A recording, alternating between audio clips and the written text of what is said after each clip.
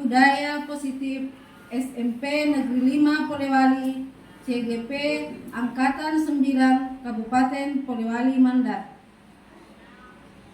Acara pertama, pembukaan oleh protokol atau yang sedang berlangsung. Untuk membuka acara, marilah bersama-sama mengucapkan basmalah. Acara kedua, menyanyikan lagu Indonesia Raya. Pada Bapak Ibu dipersilakan berdiri. Indonesia tanah airku, tanahku padaku. Di sanalah aku berdiri dari mandu ibumu. Indonesia kebangsaanku, bangsa dan tanah airmu. Marilah kita berseru, Indonesia bersatu. Hiduplah tanahku, hiduplah negeriku, bangsaku, rakyatku semuanya. Bangunlah jiwanya, bangunlah badannya, untuk Indonesia Raya. Indonesia Raya, merdeka, merdeka, tanahku, negeriku yang kucinta. Indonesia Raya, merdeka, merdeka, hiduplah Indonesia Raya. Indonesia Raya, merdeka, merdeka, tanahku, negeriku yang kucinta. Indonesia Raya, merdeka, merdeka, hiduplah Indonesia Raya. Bapak Ibu dipersilakan diri kembali.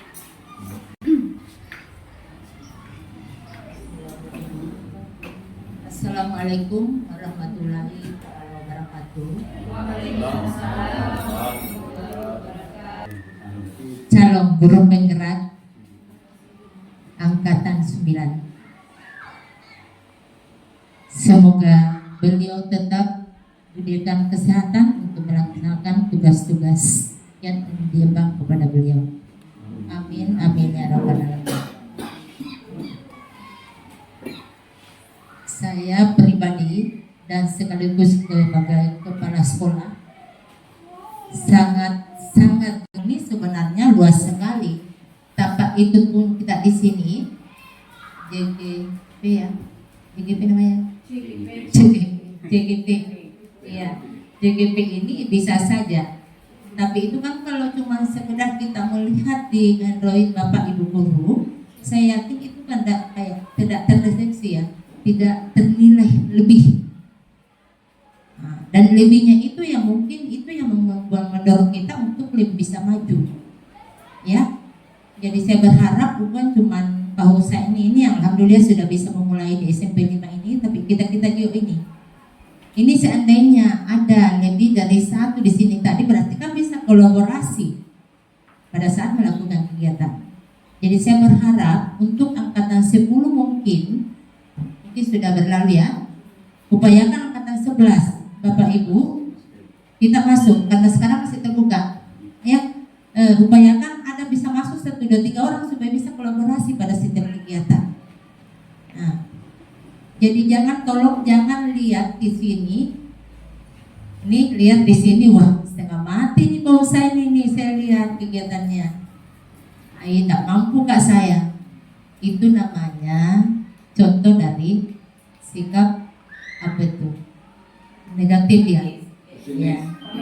Melihat dari yang tidak bagusnya dan tak capeknya. Dia tak bisa melihat gambaran gimana kalau misalkan saya dapat ini. Janganlah berpikir kita bagaimana pribadi kita, tapi berpikirlah bagaimana ilmu itu kita dapat dan bisa kita menerapkan mahasiswa. Kesempatan inilah Bapak Ibu di waktu yang dikasih Tuhan di sini di sisa umur kita kan tidak tahu sampai kapan kita hidup. bagaimana cara setiap hari siswa terkesan buat kita. Itu yang kita mau tumbuhkan.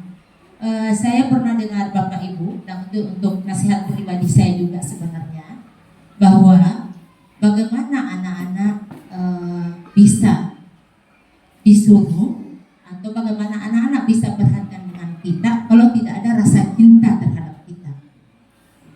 Katanya kalau itu orang yang mencintai, berarti apapun yang kita suruh pasti diusahakan karena dia cinta sama kita. Dan itulah mungkin yang perlu kita terapkan sebagai seorang guru. Bagaimana menumbuhkan rasa cinta itu siswa terhadap kita. Jadi saya maksudnya memang kayaknya begitu ya. Iya. Kapan itu anak merasa cinta kepada kita, dia akan selalu menunggu kita dan terkesan dan tidak akan pernah menyakiti kita. Pasti selalu merasa wah apa yang disuruhkan Bapak Ibu guru pasti bagus. Karena sudah ada tertanam di situ. Jadi mungkin inilah apa namanya? Semacam yang berat, mungkin beban berat buat kita guru ya. Iya. Gimana mencari jalan-jalan yang bagaimana supaya itu tumbuh rasa cinta itu anak terhadap kita. Saya rasa Bapak Ibu pada saat ada rasa cinta terhadap kita, pasti juga kita akan merasa bahwa kalau saya tidak ke sekolah, kasihan anak saya ditunggu di depan kelas. Ada itu timbal balik perasaan Bapak Ibu, pasti ada. Dia juga anak juga akan begitu, kok guru saya tidak datang lagi. Nah, bahasa itulah yang sekarang mudah-mudahan lewat GP ini, ya, ini saya lihat kasih saya sangat-sangat salut terhadap kegiatan GP ini buat saya pribadi, karena memang dari dulu sebenarnya itu dilakukan. Hanya sekarang kan harus terlihat dan harus ada yang istilahnya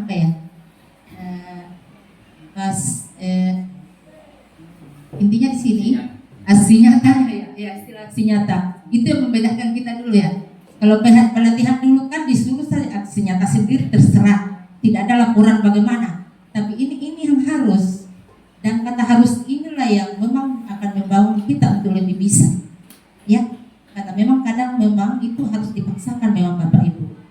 Dan istilahnya kembali kemarin itu Pak Prof Sulaiman almarhum, semoga beliau tetap ijabah semua amal-amal beliau. Kemarin itu Pak Prof Sulaiman yang sempat ajar saya selalu mengatakan bahwa berusahalah selalu tinggalkan zona nyaman untuk mencapai apa yang kamu dapatkan. Jangan selalu bilang enak deh.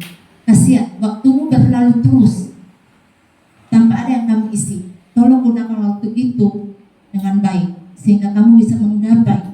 Jangan berpikir ke diri sendiri Bapak Ibu. Kalau kita ke diri sendiri, alhamdulillah sudah cukup, sudah kita makan, sudah bisa kita berbuat apa-apa. Tapi kasihan generasi kita yang di belakang, itu yang kita harus tanamkan di hati kita.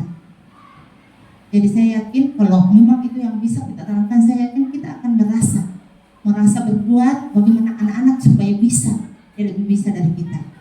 Istilahnya biasa saya katakan main-main. Kalau guru mau pakai motor, berarti harus kamu pakai mobil. Kalau gurumu sudah pakai mobil, berarti kamu harus sering naik pesawat.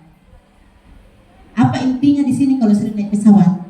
Itu orang naik pesawat, pasti dia punya uang. Kalaupun dia tidak punya uang, pasti dia orang pintar karena dia akan dikasih tiket pesawat untuk pergi. Itu kan? Iya. Jadi kita itu yang kita harus dapat. Jadi itu yang sering juga saya mainin di kelas, dan saya yakin Bapak Ibu juga pernah mengatakan demikian. Hanya sekedar ini ulang. Jadi mungkin inilah contoh kita berpikir positif ya ke arah sana. Jangan kita melakukan sesuatu belum dilakukan sudah bilang nanti begini. Berarti itu kan nyatanya sudah mengarah ke negatif. Inilah yang kita mau bagaimana caranya. Apapun yang kita lakukan di sekolah, kita upayakan dulu yang bagusnya dulu yang kita ingat-ingat. Walaupun nantinya kita tahu pada saat kita melakukan sesuatu pasti ada yang negatifnya, itu sudah kodrat alam mungkin itu. Ya dengan adanya ini saya cuma mungkin mengantar kepada materi beliau. Ya, ini di diseminasi budaya positif mungkin diartikan sebagai pengimplementasikan budaya positif di lingkungan sekolah. Jadi sebenarnya kita sudah sejalan kemarin.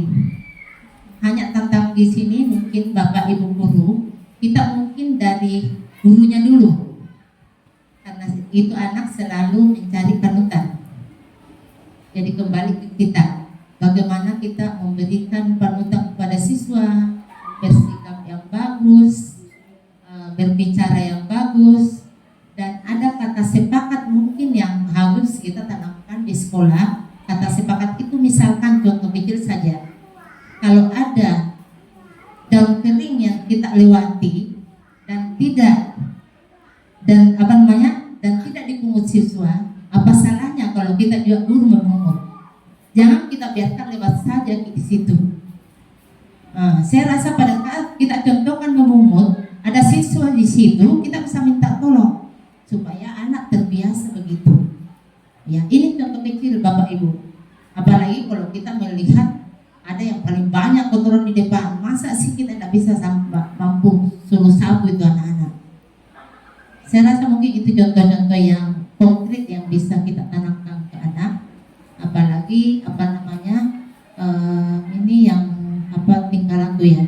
Karena kita sudah ngobrol, mudah-mudahan dari segi bahasa karakter bisa terwujud dengan baik. Insya Allah ya. Karena kalau memang kita itu atas sepakat untuk kita.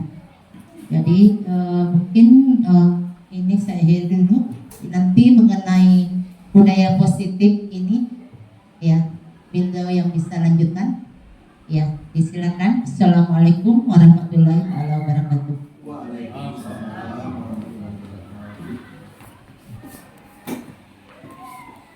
Acara selanjutnya, diseminasi budaya positif CGP Angkatan 9 Kabupaten Poliwali Mandar oleh Bapak M. Husain SAG MPDI. Kepada Bapak disilakan dengan hormat.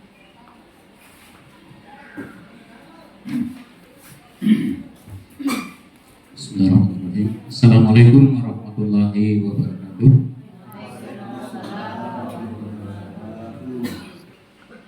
Yang terhormat Kepala Sekolah Superintenden Bali, yang saya hormati Bapak Ibu guru serta staf. Salah satu modul yang ada di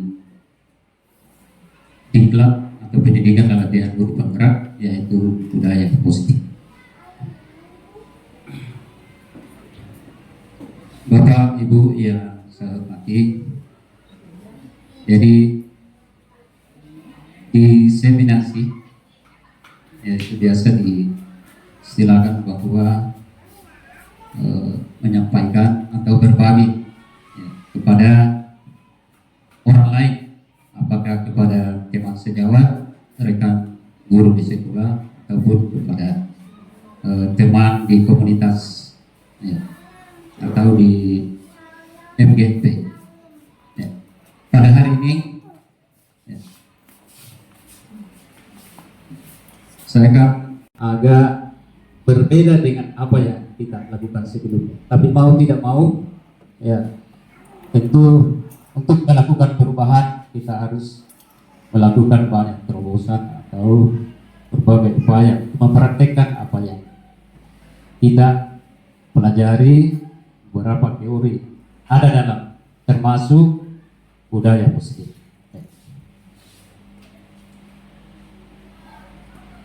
Selanjutnya, apa yang menjadi tujuan atau yang ingin dicapai dari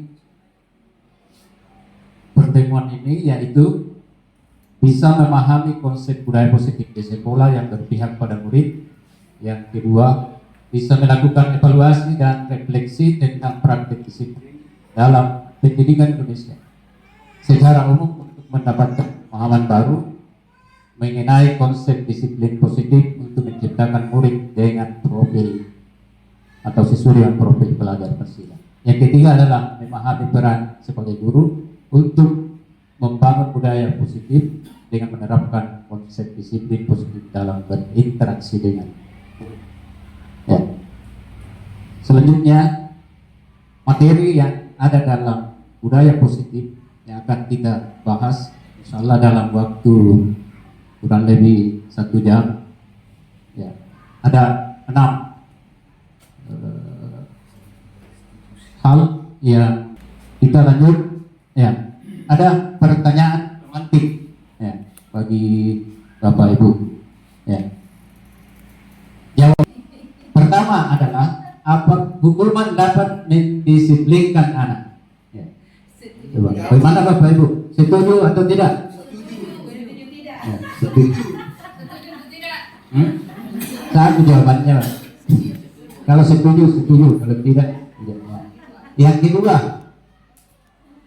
pemberian hukuman dengan hal positif seperti membaca atau membersihkan halaman sekolah dapat meningkatkan disiplin anak. Apakah setuju atau tidak? Ya, setuju.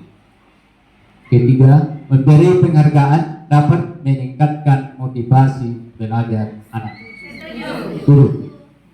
Ya, jawabannya ini ya nanti kita lihat pada materi ya.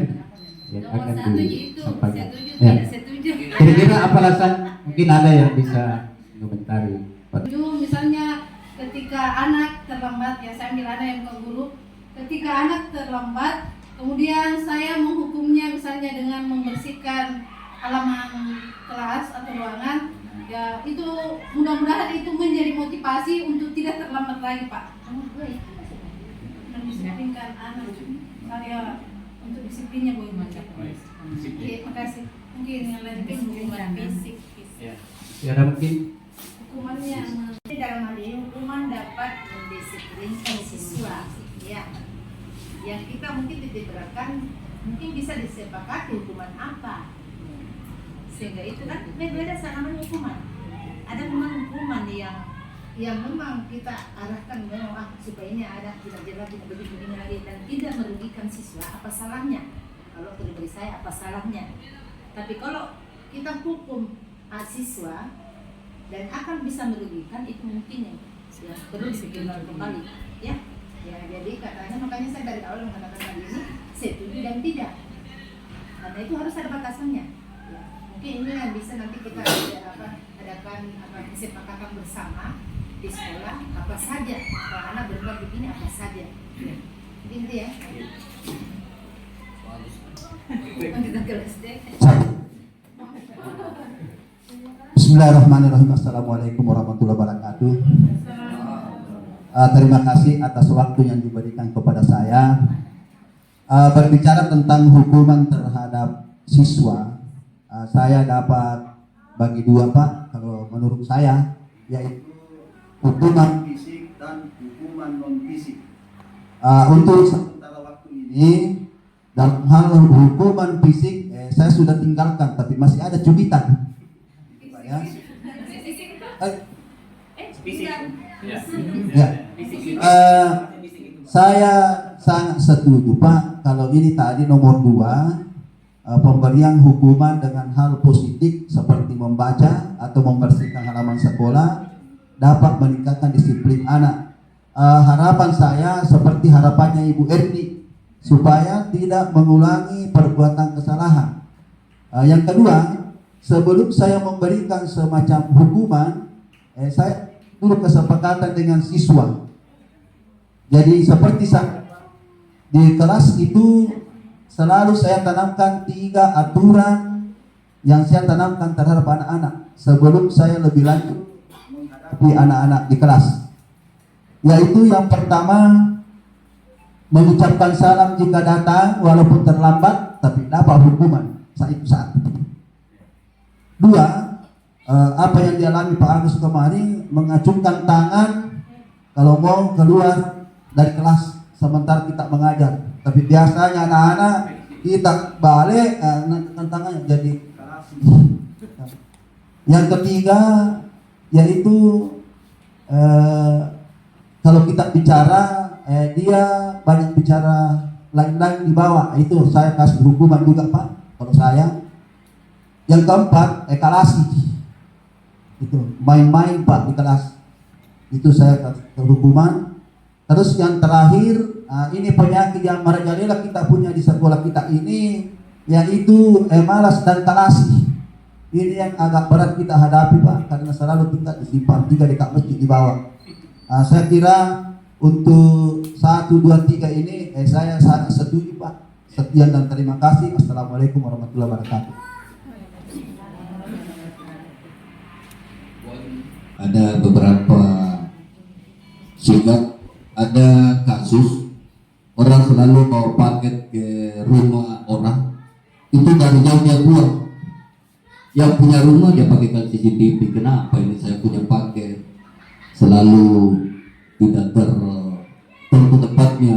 Kadang ya bukan tempat yang ditentukan dia taruh. Akhirnya dia kasih air minum, taruh di situ. Kalau bawa paket, minum dulu ini baru pulang.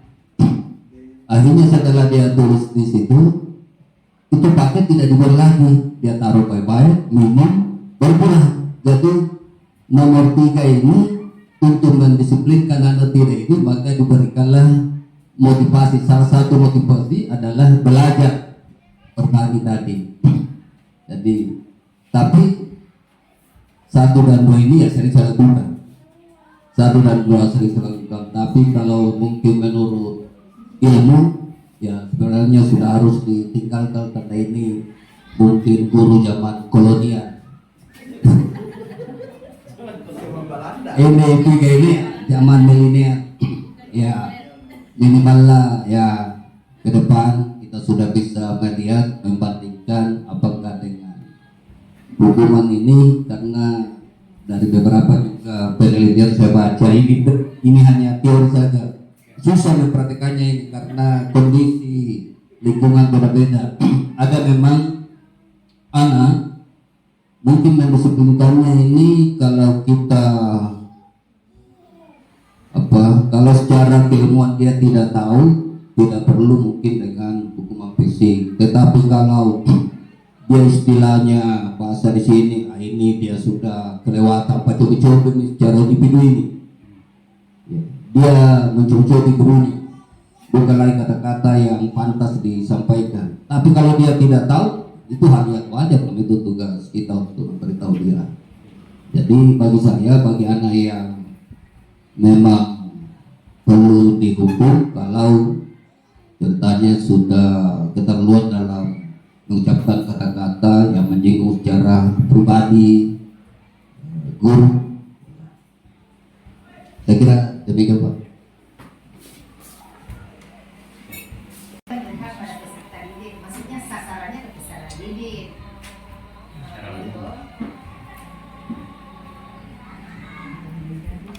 Ini kalau sudah bisa kritis, penuh hormat dan tak bertanggung jawab, yang berhasil ini. Enggak? Nih. Ada mereka dapat berkembang menjadi pribadi yang kritis, hormat dan bertanggung jawab. Makanya kita bekerja kalau ada anak yang protes dan kita mana dengar berbaur. Ya, oke. Akan kritis mereka. Ya, kita lanjut. Ya, kita masuk tentang dari budaya positif. Apa itu budaya positif? Terutama di sekolah, yaitu nilai-nilai atau kebiasaan di sekolah yang berpihak kepada peserta didik agar mereka dapat berkembang menjadi pribadi yang kritis, yang penuh hormat dan bertanggung jawab. Ya. Jadi ini, kalau budaya positif ini bisa kita terapkan dengan baik di sekolah, tentunya yang menerapkan itu adalah yang melakukan budaya positif itu dan semua pihak ya, stakeholder yang ada di sekolah, ya, baik guru, baik siswa, ya, dan semua orang yang terlibat di sekolah itu membudayakan positif, maka akan melahirkan pribadi siswa murid yang kritis, penuh hormat dan bertanggung jawab. Ya. Kenapa positif ya diterapkan dibudayakan di sekolah. Ya, tujuannya adalah agar memberikan kontribusi yang positif bagi seluruh komunitas di sekolah.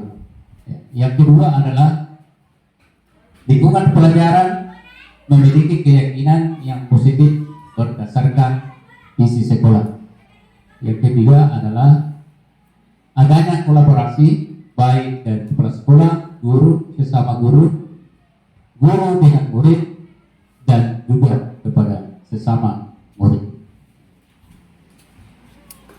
Selanjutnya, ya, tanggung jawab tentu untuk merealisasikan budaya positif tadi itu, maka harus yang dilakukan adalah bagaimana lingkungan yang ada di sekolah itu positif, ya, kemudian warga yang ada di sekolah apa yang dilakukan. Yang pertama adalah harus saling mendukung, kemudian saling belajar atau berbagi, kemudian saling bekerja sama atau kolaborasi, ya, sehingga menghasilkan, ya, apa itu tadi budaya positif. Ya, mudah-mudahan ini bisa kita implementasikan di sekolah. Ya. Ya. Ada pertanyaan mengapa perlu budaya positif di sekolah? Ya. Pengembangan budaya positif itu dapat menumbuhkan motivasi intrinsik dalam diri anak untuk menjadi pribadi yang bertanggung jawab, berbudi pekerti luhur, serta akhlak mulia. Ya. Motivasi intrinsik yang diharapkan adalah motivasi yang muncul dari anak didik dalam dirinya. Ya.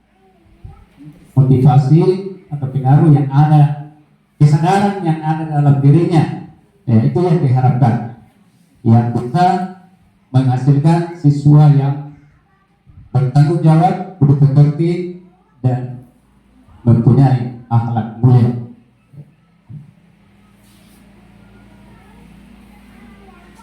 Perubahan paradigma untuk membangun budaya yang positif, maka sekolah perlu menyediakan lingkungan yang positif, aman, dan nyaman agar murid-muridnya mampu berpikir, bertindak, dan mencipta dengan merdeka, mandiri, dan bertanggung jawab.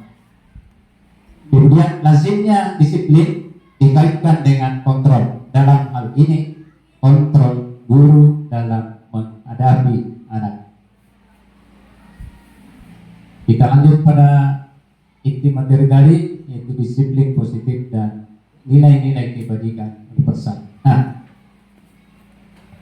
ada yang ingin kita lakukan, mungkin Bapak Ibu bisa berpasangan, ya, berpasangan, ya, ya, salah satunya yang penting tangan, ya, berpasangan,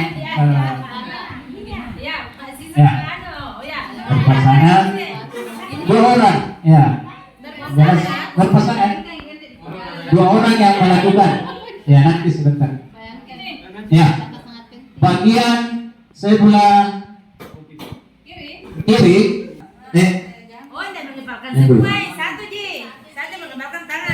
satu, coba Bapak dekat, pokoknya satu yang ke belakang, satu yang terbuka, ya bisa, sama siapa? Ya, ya, bisa. Tangannya dengan pokoknya cara apa yang Anda lakukan supaya pasangannya bisa membuka tangannya tersebut untuk memperlihatkan apa yang dipegang. Ya. Satu orang yang buka, satu orang. Ini pokoknya lakukan cara agar supaya ya bisa dibuka.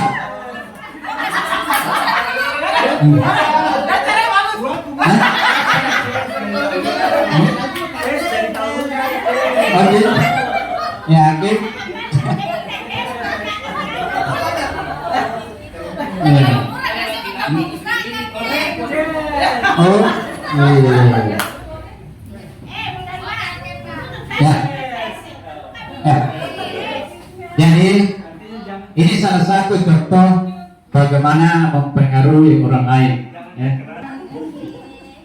Orang yang dipengaruhi tersebut, ya bisa saja, ya biar bagaimanapun usaha kita, cara kita, dia tidak mau membuka itu. Berarti ini masuk dalam kontrol diri bahwa ya ada nanti bisa disampaikan bahwa yang mengontrol diri seseorang itu adalah bukan orang lain, ya diri mereka sendiri. Itu maksudnya. Ya. Jadi kalau mau dibuka itu kan tergantung dari keinginan orang yang dipengaruhi. Ya, ya kita lanjut. Tujuan pendidikan menurut Ki Hajar Dewantara, ya, yaitu menuntun peran yang ada pada anak didik agar mereka dapat mencapai keselamatan dan kebahagiaan yang setinggi-tingginya, baik sebagai manusia maupun sebagai anggota masyarakat. Oleh karena itu, pendidik hanya dapat menuntut tubuh atau hidupnya kekuatan kodrat yang ada pada anak-anak agar memperbaiki lakunya, bukan dasarnya hidup dan tumbuhnya kekuatan kodrat anak. Jadi intinya di sini Bapak Ibu menuntut, ya, kita mengarahkan anak didik agar mencapai tujuan hidupnya, mencapai keselamatan dan kebahagiaan yang setinggi-tingginya, baik sebagai manusia maupun sebagai anggota masyarakat. Jadi mungkin yang biasa kita lakukan mungkin agak berbeda. Mungkin kita terbiasa menuntut anak didik untuk melakukan sesuatu, ya, tetapi menurut pemikiran Ki Hajar Dewantara, ya, bahwa pendidik itu hanya bertugas menuntut, mengarahkan anak-anak. Kita tidak boleh memaksakan kehendak kita kepada anak-anak. Ya, jadi diharapkan, ya, anak sendiri yang mencari jalan hidupnya dalam hal tentu yang, ya, positif. Tinggal kita mengarahkan. Ya, makanya itu dalam kurikulum Merdeka ada namanya diferensiasi. Ya. Kita lanjut saja. Nah, waktu. Ya. Kemudian ini tadi perubahan paradigma teori kontrol atau ilusi. Ya, apa itu kira-kira ilusi, Bapak Ibu? Ya, khayalan. Ini ingatan kita, ya, apa yang kita ketahui sebelumnya atau diingatan kita mungkin menganggap bahwa, ya, guru itu yang harus mengontrol murid. Ilusi bahwa kritik dan membuat orang merasa bersalah dapat menguatkan karakter. Kemudian ilusi bahwa semua penguatan positif sangat efektif dan bermanfaat. Kemudian ilusi bahwa orang dewasa memiliki hak untuk memaksa. Kita lihat Bapak Ibu bagaimana seharusnya paradigma, ya, stimulus respon dan teori kontrol. Ya. Siapa sesungguhnya yang memiliki kontrol? Ada stimulus, kemudian bagaimana teori kontrol yang seharusnya kita lakukan. Kita mencoba untuk mengubah orang agar berpandangan sama dengan kita, tetapi menurut teori bahwa, ya, kita berusaha memahami pandangan orang lain tentang dunia. Perilaku buruk dilihat sebagai suatu kesalahan. Ya, teori kontrol mengatakan bahwa semua perilaku memiliki tujuan. Orang lain bisa mengontrol saya.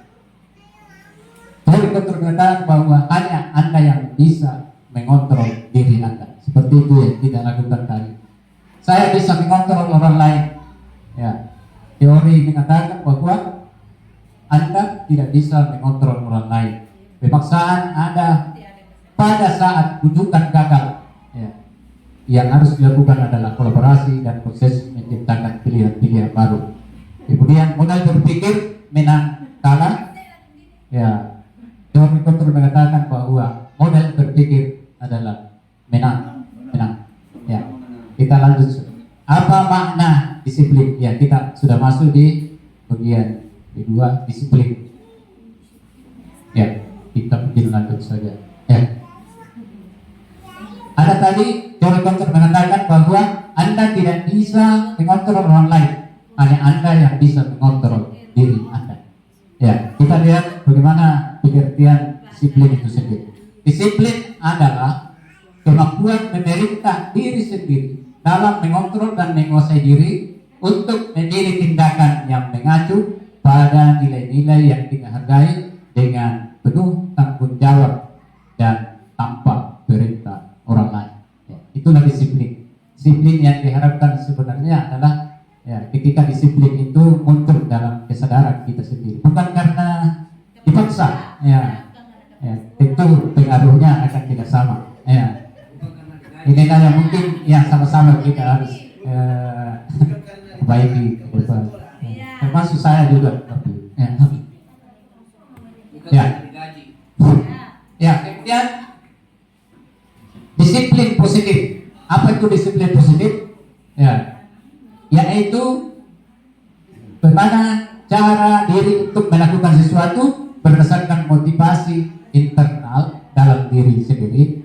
Kemudian jika kita tidak memiliki motivasi internal, maka memerlukan pihak lain untuk mendisiplinkan ya, motivasi eksternal atau dari motivasi dari luar. Disiplin dapat digunakan sebagai kontrol diri, di mana kita membuat kita belajar untuk mengontrol diri agar dapat mencapai tujuan yang ada, tentu mengacu pada nilai yang dianut seseorang, yaitu nilai kebajikan universal. Apa hasil yang ingin kita dapatkan adalah agar sifat manusia, positif manusia yang merupakan tujuan yang ingin dicapai oleh setiap individu. Ya. Disiplin positif tujuannya yaitu menanamkan motivasi yang ketiga pada murid-murid kita yaitu untuk menjadi orang yang mereka inginkan dan menghargai diri sendiri dengan nilai-nilai yang mereka percaya. Ketika murid-murid kita memiliki motivasi tersebut. Ya, bagaimana disiplin menurut Ki Hajar Dewantara, bahwa di mana ada kemerdekaan, disitulah harus ada disiplin yang kuat. Sungguh pun disiplin itu bersifat self disiplin, yaitu kita sendiri yang mewajibkan kita dengan sekeras-kerasnya. Tetapi itu sama saja, sebab kalau kita tidak cakap melakukan disiplin self disiplin, maka wajiblah penguasa lain mendisiplinkan kita, dan peraturan demikian itulah yang harus ada dalam suasana diri yang merdeka. Ya. Kemudian tujuan mulia dari penerapan disiplin positif adalah agar terbentuk murid-murid yang berkarakter, yang disiplin, santun, jujur, peduli, tanggung jawab, dan merupakan pembelajar sepanjang hayat sesuai dengan standar kompetensi lulusan yang diharapkan. Kemudian apa tujuan inti dari sikap disiplin positif tadi adalah bahwa maksud dari nilai-nilai yang kita hargai adalah nilai-nilai kebajikan atau sifat-sifat positif manusia yang merupakan tujuan mulia yang ingin dicapai oleh setiap individu. Ya, nilai kebajikan yang kita ingin capai oleh setiap anak Indonesia itu kita kenal dengan profil belajar Pancasila yang memuat 6 dimensi. Ya. Kita lanjut saja. Ya. Kita lanjut ke teori motivasi. Ya. Ada 3 teori motivasi perilaku manusia. Ya. Itu tadi teori kontrol, yaitu semua perilaku memiliki tujuan. Yang pertama adalah bahwa untuk menghindari ketidaknyamanan, hukuman apa yang akan terjadi apabila saya tidak melakukannya. Itu adalah merupakan motivasi dari luar, eksternal atau pengaruh dari luar. Untuk mendapatkan imbalan dari orang lain, institusi apa yang akan saya dapatkan apabila saya melakukannya. Sama tetap motivasi eksternal. Kemudian untuk menghargai diri sendiri, saya akan menjadi orang yang seperti apabila saya melakukannya. Inilah yang menjadi tujuan dari disiplin positif, motivasi yang muncul dari dalam diri kita. Kemudian teori motivasi hukuman dan penghargaan dan restitusi. Ya. Yuk kita lanjut. Ya, kita masuk hukuman, konsekuensi dan restitusi. Ya, apa itu hukuman? Hukuman tidak berencana dan tiba-tiba. Ya, bersifat tidak berencana dan tiba-tiba. Hukuman bersifat satu arah, tentu dari guru yang memberikan tanpa melalui kesepakatan. Ya, dapat berubah fisik maupun psikis. Murid disakiti oleh suatu perbuatan atau kata-kata. Ya.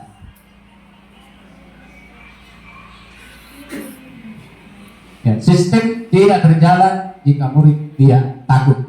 Itu keinginan kita. Seperti peraturannya adalah, ya, mungkin kita menyampaikan kepada peraturannya adalah kamu harus. Itu yang sifat dari hukuman. Kemudian konsekuensi sudah berencana, sudah disepakati, sudah dibahas dan disetujui oleh murid dan guru. Murid mengetahui apa yang akan diterima jika melanggar aturan, memerlukan monitoring dan supervisi terus-menerus dari guru. Seperti apa peraturannya? Mampukah kamu melakukannya? Ini biasa yang kita katakan. Ketika ada aturan yang mungkin kita sudah buat di kelas atau di sekolah kita ini, ya itu adalah ucapan dari sifat konsekuensi, pemberian konsekuensi. Kemudian restitusi. Ya, restitusi itu adalah proses dalam menciptakan kondisi bagi murid untuk memperbaiki kesalahannya sehingga dapat kembali ke kelompok mereka dengan karakter yang lebih kuat. Kemudian murid bertanggung jawab untuk perilakunya seperti apa? Seperti apa yang kamu yakini, apa yang bisa kamu lakukan untuk memperbaiki masalah ini. Ya, itulah beberapa bagian yang mungkin bisa kita sampaikan kepada anak didik ketika mungkin dalam proses restitusi. Apakah pelanggarannya tentang disiplin, apakah pelanggarannya misalnya ribut di kelas, ya. Kata inilah yang bisa kita sampaikan kepada anak didik kita ketika dalam melakukan proses restitusi. Ya. Lanjut. Ya. Ini ada mungkin yang biasa kita lakukan. Ini tindakan guru. Ya, sudah ada jawabannya di sana. Ya. Mungkin bisa dibacakan satu orang.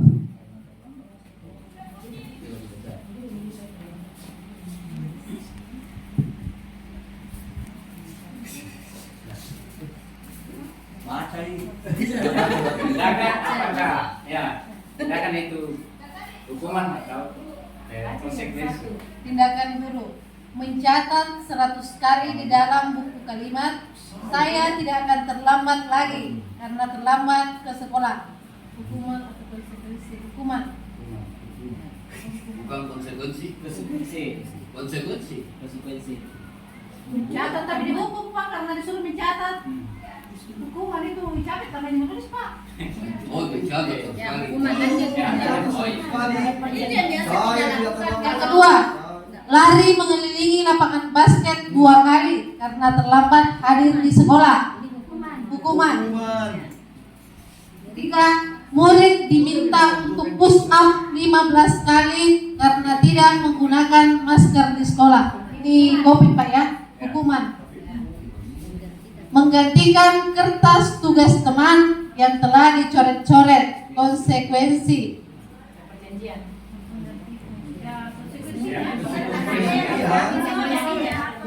Membersihkan tumpahan air di meja tulis karena tersenggol pada saat belajar.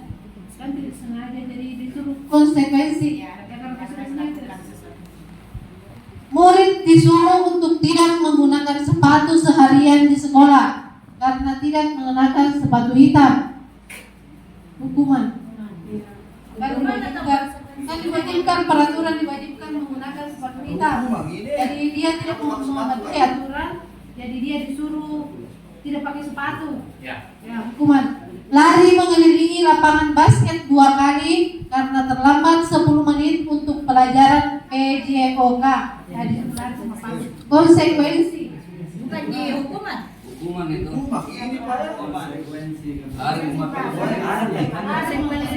Akibat dari kesalahan. Jadi Apa tadi? Ditahu apa itu konsekuensi dari Kalau Mungkin kan ini kegiatannya pilihan ini lari, mungkin temanya sudah lari, dia terlambat datang, jadi dia ya. Ya, maksudnya begitu. Ya. Jadi kita sudah bisa bedakan yang mana ya sifatnya hukuman dan mana sifatnya ya konsekuensi. Kira ya mungkin perbedaannya ya sangat jauh, iya, agak tipis ya. Tapi kalau ada yang dipilih mungkin ya masih kita bisa menjalankan atau mempraktekkan konsekuensi, ya bisa kita hindari hukuman. Ya, kita sudah tahu apa perbedaan hukuman dan konsekuensi. Ya, bagaimana kalau hukuman? Ya, hukuman itu sesuatu yang menyakitkan harus terjadi, yang menyebabkan bisa menyakitkan bagi ya murid kita yang misalnya dihukum. Ya, kalau itu konsekuensi maka sesuatu harus terjadi. bisa tidak sakit, bisa senang.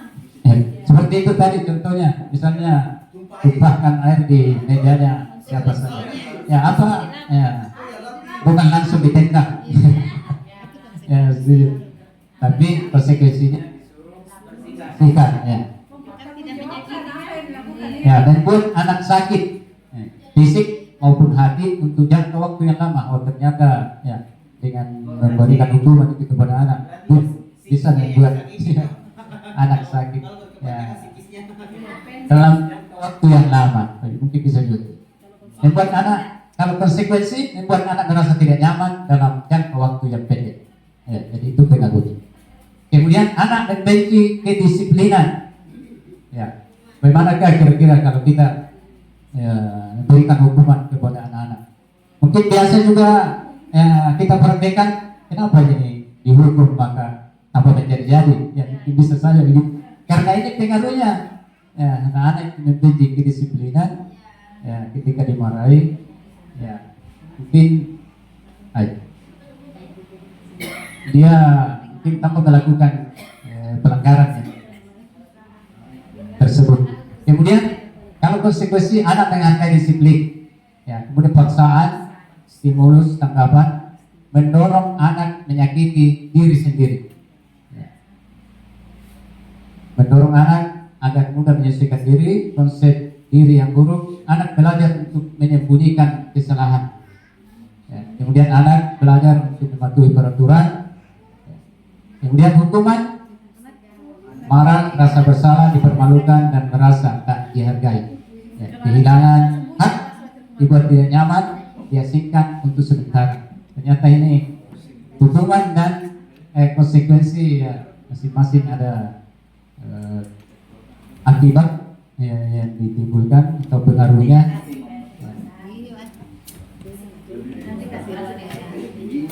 ya.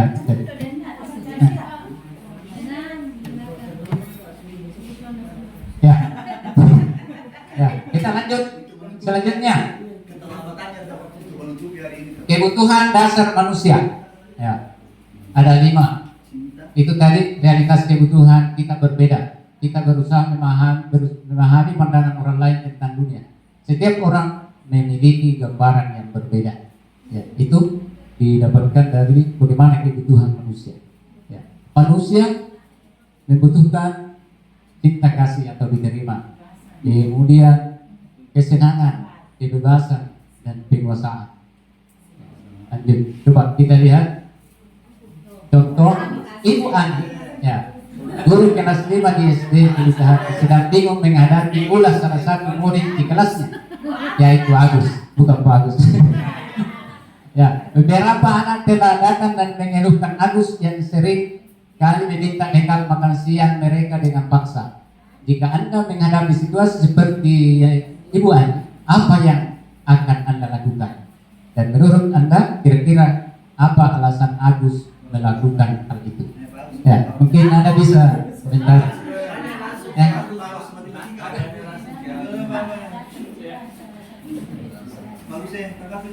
Sebagai guru. Jadi kira-kira alasan saya Pak Agus melakukan hal itu, ya Agus melakukan hal itu bisa jadi dia tidak membawa bekal, ya bisa jadi ada yang makanan yang disukai di teman-temannya sehingga dia meminta. Jadi mungkin ada dua, bisa jadi dia tidak bawa jajan, nah, seperti itu. Atau pengaruh dari keluarganya, mungkin ada kurangnya kasih sayang mungkin, misalnya tidak disediakan makanan, dibiarkan seperti itu, hanya dikasih uang 1.000 mungkin, sampai di sekolah melihat teman-temannya makan bagus, makan enak, sehingga dia ingin seperti itu dan dia minta itu seperti itu. Jadi ada beberapa alasan.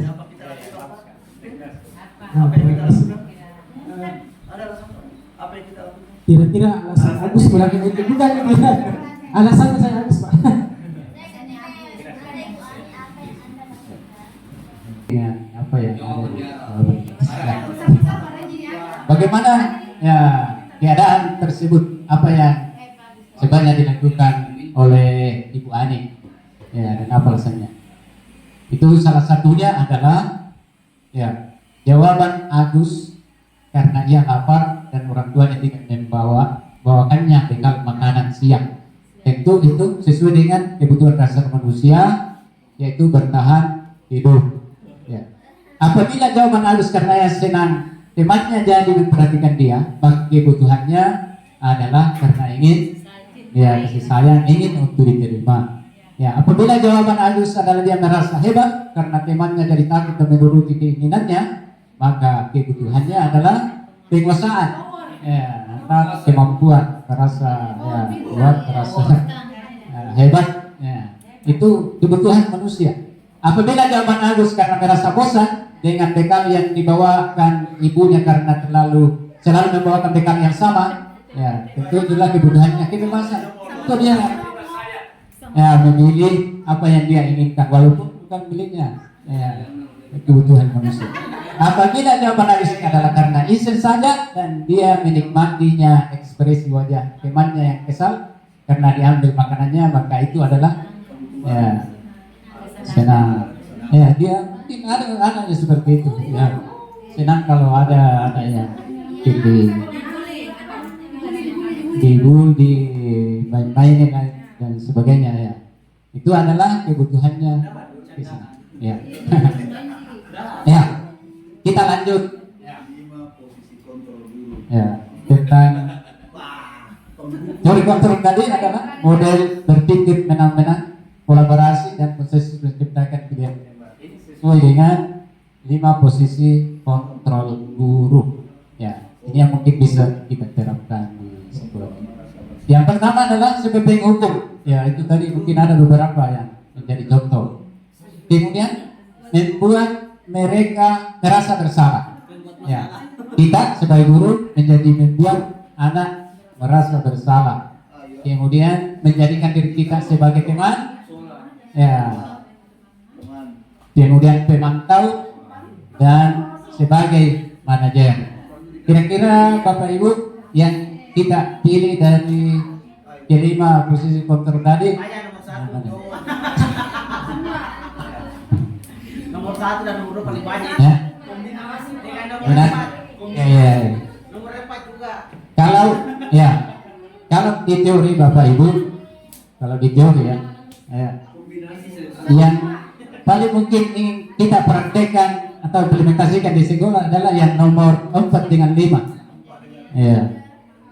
Tapi yang paling kita dahulukan adalah pada nomor 5, ya, sebagai manajer. Ya. Ya, nanti kita lihat seperti apa yang dilakukan dalam posisi kontrol guru. Ya. Ini coba dilihat Bapak Ibu. Kalau yang dilakukan adalah penghukum dan pembuat merasa bersalah, maka itu termasuk dalam ya, identitas gagal. Ya, identitas gagal. Ya, kalau teman sebagai teman dan pemantau, maka itu adalah ya identitas berhasil. Tapi ini ya sukses kontrol dari luar, mengharapkan imbalan atau ketergantungan pada orang lain. Ya, masih ada pengaruh dari luar. Ya. Kemudian sebagai manajer, inilah identitas berhasil dan sukses. Artinya seseorang yang diberikan arahan dan petunjuk misalnya, itu muncul sendiri kontrol dirinya. Atau misalnya ada masalahnya, anak sendiri yang berusaha mencari solusi dari masalah tersebut. Contoh misalnya apa sebagai penghukum, taktik menunjuk-nunjuk, menyakiti, mengintip, ya apa yang biasa kita ucapkan. Kalau kamu tidak melakukannya, awas. Misalnya seperti itu. Kalau membuat merasa bersalah adalah ya biasa kita berceramah, diceramai, dia mengatakan seharusnya ibu kecewa. Ya misalnya saya sangat kecewa dengan apa yang kamu lakukan. Maka itu ya bisa ya sebagai proses kontrol membuat merasa bersalah. Ya. Kamu seharusnya sudah tahu ibu telah lelah sekali dengannya. Ibu stres. Ya. Mungkin biasa kita seperti itu. Di posisi tersebut ya. Ya, sebagai pembuat rasa bersalah. Kemudian ya, apa hasilnya kalau kita melakukan tersebut? Ya, kalau ya, misalnya memarahi, ya, membentak, menyalahkan orang lain, berbohong, itu hasilnya yang bisa dilakukan, maksudnya kepada orang lain dari anak tersebut. Ya, bisa jadi, wah dia juga. Makanya ada ya yang penjara mengatakan kalau tahu biasakan anak dulu selalu memarah-marahi, maka ya bisa saja anak nanti menjadi anak yang ya secara langsung bahwa kita mengajar atau memberikan contoh yang kurang baik kepada anak kita misalnya, dan itu bisa dilakukan juga. Ya, bisa dia juga menunjuk-nunjuk orang, bahkan memukul. Ya, kita bisa lakukan dulu. Itu hasilnya, akibatnya, maksudnya. Ya, kalau membuat merasa bersalah, maka bisa jadi menyembunyikan, menyangkal, dan berbohong. Ya, bisa seperti itu. Ya. Nah, kita lihat langsung bagaimana kalau bertindak sebagai manajer, yaitu mengajukan pertanyaan-pertanyaan. Itu dalam praktek segitiga restitusi. Ya. Apa yang kamu yakini? Apa yang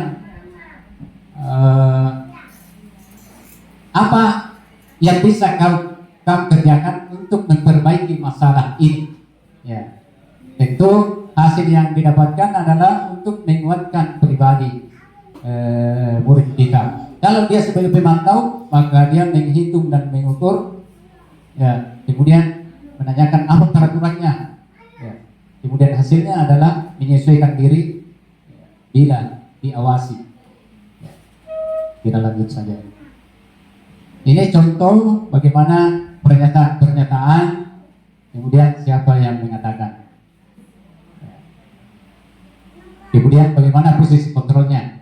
Ya, kita lihat, saya sangat kecewa sekali dengan kamu. Maka dia posisinya adalah mengatakan sebagai pembuat orang bersalah, kamu tidak pernah benar melakukannya. Maka dia sebagai penghukum. Ya, ayolah kamu lakukan demi Bapak Ibu. Maka dia bertindak sebagai teman. Ya, apakah kamu mau mendapatkan stiker bintang hari ini? Ya, maka itu sebagai pemantau.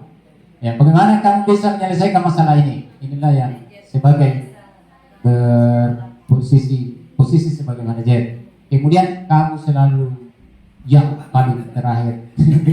Ya, itu masih juga sebagai penutup.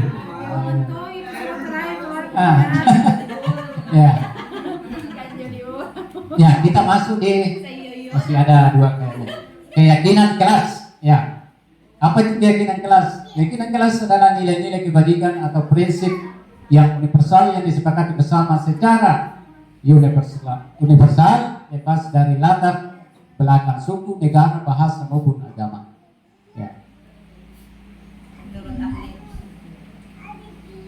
Menurut Gosen, ya, suatu keyakinan akan lebih memotivasi seseorang dari dalam atau intrinsik. Seseorang akan lebih bersemangat menjalankan keyakinannya daripada hanya sekedar mengikuti serangkaian peraturan. Bagaimana? Ya mungkin di kelas kita Bapak Ibu sudah membuat ya keyakinan kelas atau mungkin peraturan kelas sudah dibuat. Ya, bagaimana itu keyakinan kelas? Ya, keyakinan kelas bersifat abstrak daripada peraturan yang lebih rinci dan konkret. Kemudian keyakinan kelas berupa pernyataan-pernyataan yang bersifat universal. Pernyataan keyakinan kelas senantiasa dibuat dalam bentuk yang positif atau kata-kata positif. Keyakinan kelas hendaknya tidak terlalu banyak sehingga mudah diingat dan dipahami. Semua warga kelas sebanyak ikut berkontribusi dalam membuat kegiatan kelas lewat surat pendapat. Jadi dalam membuat peraturan atau disiplin kelas, keyakinan kelas itu ya harus anak sendiri yang membuatnya. Ya, kemudian kita diskusikan kira-kira yang mana yang paling cocok, yang penting sesuai dengan kondisi sekolah. Itulah yang kita buat dan kita mungkin bisa tempel di depan kelas atau dalam ruangan yang setiap saat mungkin bisa dilihat nanti kita. Ya, bersedia meninjau kembali ke kelas ya, tentu dari waktu ke waktu. Ya, bisa saja itu aturan yang dibuat, kegiatan kelas yang dibuat ya dirubah ya atau diperbaiki, ditambah atau dikurangi. Ya kita lihat ya mungkin ini sebagai peraturan kelas. Selalu kembalikan buku ke tempatnya. Maka kalau itu menjadi keyakinan kelas, maka katanya adalah ya tanggung jawab. Kemudian dilarang mengganggu orang lain. Ya, keyakinan kelasnya adalah ya mungkin menghormati orang lain dan diri sendiri. Ini yang mungkin kita buat ya senantiasa menghormati sama orang lain. Ya, hadir di sekolah 15 menit sebelum pembelajaran dimulai. Ya. Baik, itu keyakinan kelas yang dibuat menghormati orang lain, kemudian komitmen pada tujuan. Ya, kemudian dilarang melakukan kekerasan. Itu berhubungan dengan keyakinan kelas keselamatan atau menghormati orang lain.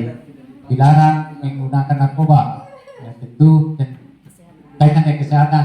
Perhatian atau menunggu giliran, menghormati orang lain, kesabaran. Gunakan masker, kesehatan, keselamatan. Jangan berlari di kelas atau koridor. Ya, masih berhubungan dengan keselamatan dan keamanan. Jadi inilah contoh bagaimana peraturan kelas yang dibuat menjadi keyakinan kelas. Ini contohnya misalnya, ini ada contoh ini 5, ada komitmen, tanggung jawab, saling menghargai, jujur, peduli. Jadi cakupannya ini atau gimana ya bersifat universal. Ya, banyak di dalamnya yang bisa dimasuk. Ya. Bukan bisa bilang tadi. Ya. Ya kan tergantung di kelas kita masing-masing Pak. Nah, bisa saja ya apa yang paling cocok, paling penting untuk di kelas kita itu yang kita tawarkan, sepakati dengan anak didik. Itu kan kalau anak-anak. Ya hari ini kita buat kesepakatan keyakinan kelas anak-anak. Coba masing-masing mungkin dikasih kertas satu masing-masing menuliskan ya nanti ya ada kertas selalu ditempelkan atau bagaimana suruh menempel ya masing-masing. Nanti setelah itu didiskusikan ya kira-kira bagaimana nih, disetujui atau tidak. Nah, itu mungkin ada yang mengeluarkan pendapat alasan, ya, ataukah yang dibuat itu sudah disetujui, maka kita ya buat daftar persetujuan, ada daftar hadir misalnya tanda tangani. Jadi nanti itu ya menjadi tanggung jawab, bisa menjadi tanggung jawab ya bagi anak didik itu sendiri. Lain misalnya kalau kita yang buat, ya bersama dibuat peraturan kelas, siswa harus begini, wah bisa saja. Ya, lain mungkin ya, hasilnya. Ya. Ini mungkin yang bisa kita lakukan. Ya, kita lanjut. Segitiga restitusi. Inilah mungkin ya yang dilakukan ketika kita menyelesaikan masalah siswa. Betapa banyak masalah siswa kita di sekolah ini, ya, dengan berbagai macam ragam siswa, latar belakang, ya tentu memunculkan berbagai ya karakter yang berbeda-beda, karakter ya, bisa jadi pengaruh di lingkungannya, pengaruh di keluarganya, ya dan lain-lain sebagainya. Ya. Bagaimana itu segitiga restitusi? Proses menciptakan kondisi bagi murid untuk memperbaiki kesalahan mereka sehingga mereka bisa kembali pada kelompok mereka dengan karakter yang lebih kuat. Nah, itu tujuannya, Bapak Ibu. Ya. Siswa sendiri diharapkan yang berusaha memperbaiki kesalahannya, ya, bukan dari kita gurunya, ya, yang memberikan nasihat. Kamu harus begini supaya disiplin, kamu harus begini. Tidak boleh. Kita berusaha memunculkan atau mengarahkan anak didik kita bagaimana dia bisa berpikir, ya, kritis, ya, bisa menyelesaikan masalah yang dialami. Ya, mungkin yang sudah dilakukan. Kira-kira ya disuruh nanti anak didik kita, siswa kita menyelesaikan masalahnya sebelum. Ya. Bagaimana itu metode restitusi? Ya, yaitu membantu murid agar memiliki tujuan disiplin positif serta memulihkan dirinya setelah berbuat salah. Kemudian membantu murid untuk jujur pada diri sendiri dan mengevaluasi dampak dari kesalahan yang dilakukan. Kemudian memberikan penawaran dan bukan paksaan. Ini, ya, ada 3 tahapan dalam segitiga restitusi. Ya, ini. Yang pertama adalah menstabilkan identitas. Ada ini di segitiga restitusi. Ya, ya. Apa yang kita sampaikan atau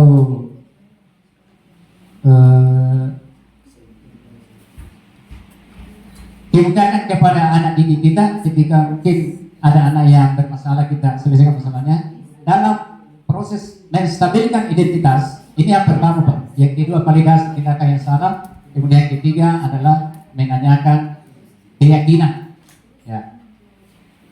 Apa yang bisa kita ucapkan dalam proses itu? Ya. Setiap orang pasti pernah melakukan kesalahan. Ya, tapi ini juga harus dilihat apa masalahnya. Ya. Tidak semua kata-kata ini Bapak Ibu bisa dipakai. Ya. Jangan mungkin mencuri, wah, setiap orang pasti pernah melakukan dalam hal-hal yang mungkin nanti situasi dan kondisi lah, ya, apa yang dilakukan. Misalnya terlambat, kan umum orang biasa terlambat, ya. Itu dalam rangka menstabilkan identitas. Lain mungkin kalau ya masalah atau hal yang dilakukan anak yang mungkin tidak bisa diberikan kata-kata yang seperti ini, ya. Kemudian kamu bukan satu-satunya yang pernah melakukan ini, ya. Misalnya ya terlambat atau terlambat masuk di kelas, wah, ya, ya menstabilkan.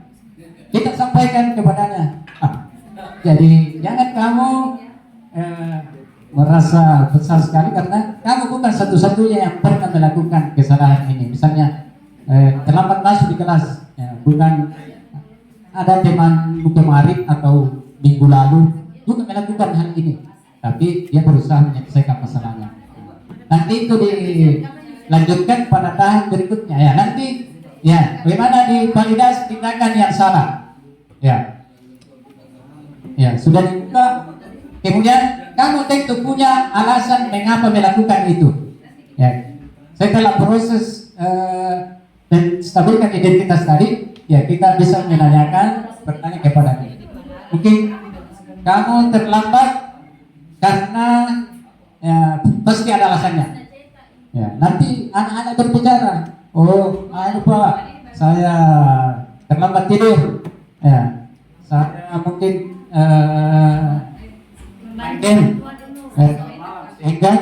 terlambat tidur ya, terlambat bangun ya, itu alasannya ya. Salah satunya ya, kalau kita mungkin tanyakan seperti itu ya. Kemudian adakah cara yang lebih efektif untuk mendapatkan yang apa yang kamu butuhkan? Nah, jadi disinilah proses bagaimana anak didik kita untuk disuruh berpikir kira-kira apa yang saya lakukan ini benarkah atau tidak, apakah sesuai dengan harapan saya untuk kedepannya bisa menjadi orang yang sukses dan berhasil ya.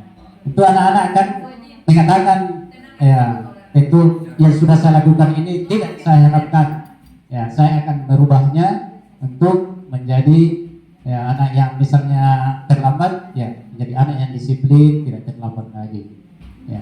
Jadi pada intinya adalah bahwa dalam proses ini anak sendiri yang menjawab atau menyelesaikan masalahnya. Kemudian lanjut ke bagaimana kalau menanyakan keyakinan ya, kita tanyakan nilai-nilai apa yang telah kita sepakati. Misalnya sudah ada kesepakatan di kelas, keyakinan di kelas atau di sekolah ya, kita tanya kira-kira perbuatan yang sudah dilakukan ini ya, apakah sudah sesuai dengan nilai-nilai yang sudah kita sepakati ya.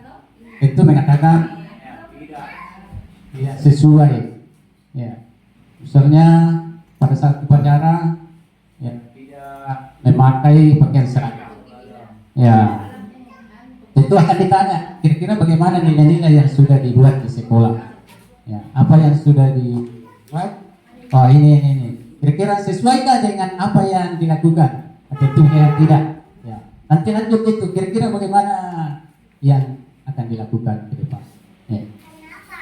Nanti pada akhir proses itu menanyakan keyakinan ya, nanti ditanya kamu ingin menjadi orang yang seperti apa ya.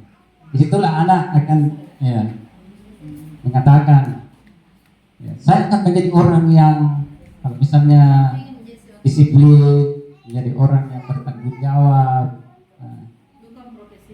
ya, kalau siswa ya, kalau saya terlambat saya masuk di kelas saya tidak akan terlambat lagi, dan kata-kata positifnya adalah ya disiplin dan bertanggung jawab ya.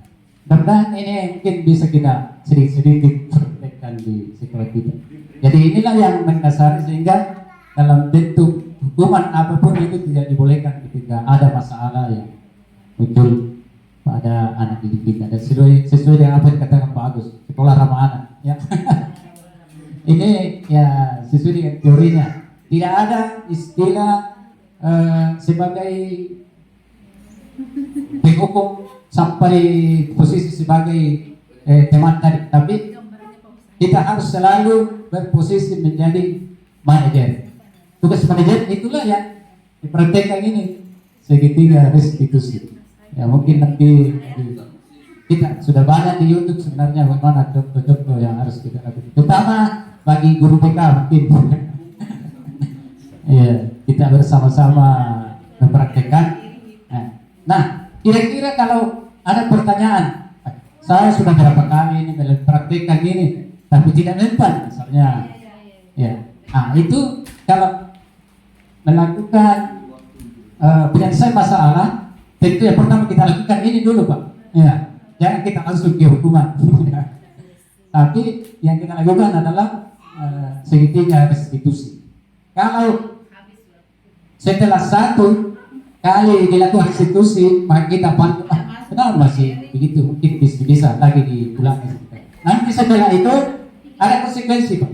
Ya, baru dilakukan dan konsekuensi, ya, ditingkatkan. Bukan lagi hanya ini yang dilakukan. Ya mungkin apa yang sudah kita terapkan atau buat di sekolah, apa yang kita sudah buat. Kira-kira ya, kalau masih melanggar, apa yang dilakukan? Ya. Kan nanti anak-anak sendiri yang menjawab. Oh ini yang aturan yang sudah dibuat, bagaimana sanksinya? Nah, itu ditahu sendiri nanti dia. Ya. Ya. Ya ini tahapannya ada pertanyaan-pertanyaan. Mungkin sudah bisa nanti dibagi ini. Ya. Kira mungkin sudah selesai. Ya. Ya, refleksi perasaan saat ini adalah kemudian setelah mengikuti materi pembahasan diseminasi pada hari ini, saya menjadi paham bahwa target saya selanjutnya adalah kira-kira mungkin ada yang bisa berkomentar, merefleksi dari apa yang kita sampaikan tadi. Ya, satu orang saja. Kalau perasaan saya saat ini adalah saya mungkin mendapatkan sedikit pengetahuan baru dari apa yang sudah disampaikan. Ya, saya gembira lah, saya senang. Kemudian perasaan setelah mengikuti materi pembahasan diseminasi pada hari ini, saya menjadi paham bahwa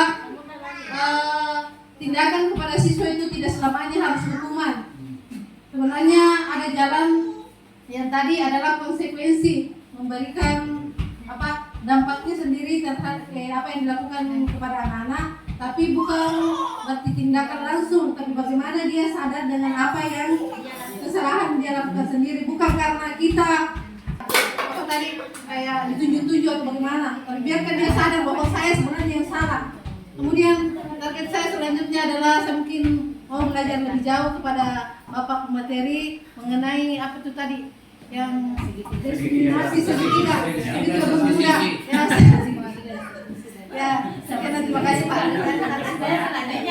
Itu ya banyak sih, harusnya ada sih refleksi pada terus sampai bagaimana perasaannya hari ini, apa yang didapat, kemudian seperti apa. Ini tentu ya, terima kasih sudah selesai. Yang terakhir adalah ya saya ucapkan terima kasih pada Bapak Ibu yang setia dan tetap bisa duduk dengan baik dan mengikuti kegiatan dari tugas TGB.